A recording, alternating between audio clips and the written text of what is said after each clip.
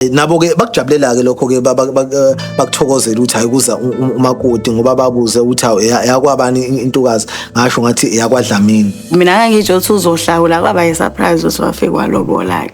Uthe mase ngithumela abakhongi ukuthi behambe beye kubo. Lapho uma bebuya abakhongi sebeyakuveza lokho ukuthi kahle kahle hle lamntwana akuyena owakaDlamini, yena uzalwa kaNcumalo. Manje sekuvela le nto ukuthi-ke abakaMaSwidi nabakaNcumalo kuyinto eyodwa leyo.